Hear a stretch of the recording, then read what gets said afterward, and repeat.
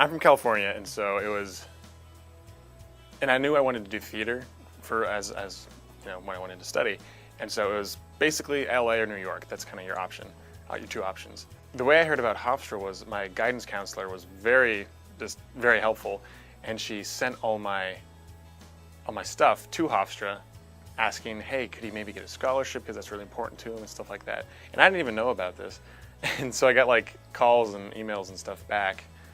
And they're like, oh, we want you. And I was like, oh, this is great. It's fantastic. It just worked out perfectly. Well, I play the part of Finn in Undeclared History, and he is the injured veteran. He actually only has one arm, so that's part of it too, hiding the arm and all that.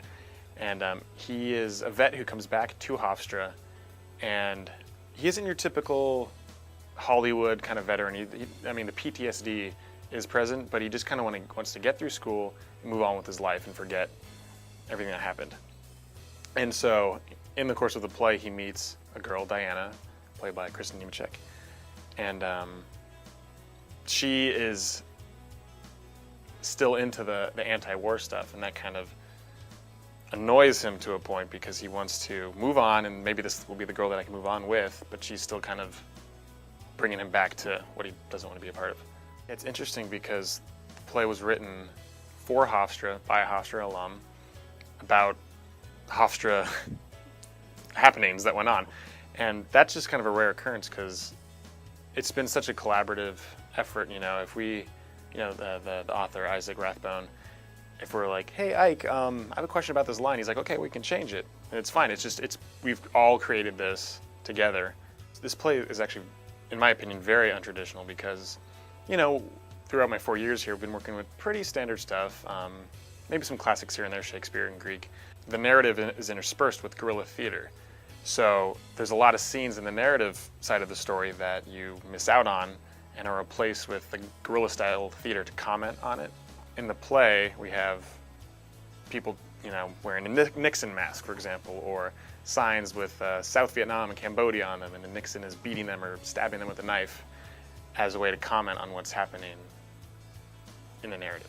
After audience will see this, there'll probably be a mix of everything. People might leave because they don't want to remember that side if they're, you know, the right generation, or people. It really does cover every respect. There's the Black Panther, there's the vet, there's the girl who does all the anti-war stuff, there's the radical, and the people who kind of don't want to be involved, and there's the ROTC student. So it covers everything. It's not really one-sided at all, and so that's kind of nice because you don't always see that. Well, the show does have a lot of music played in it live. That's of the time, so that's kind of cool. If you're not too into theater, you can at least go for the music. I know people always like spectacles and fighting and stuff like that, so there is a lot of stage combat, stuff like that. It's very engaging. Of what I've heard from my friends already, whether or not you believe the politics or not, you want to pay attention and you want to get into the story and follow everyone. Last year I was involved in the Shakespeare Festival, and I played Marcus Brutus in the 1-hour adaptation of Julius Caesar. And that got to tour around the various high schools in Long Island, and that was very fun. Probably my most memorable show here was actually not a department show, but in fact a club show, and it's called Rabbit Hole, and it's a story of a young couple who loses their 3-year-old son to a car accident.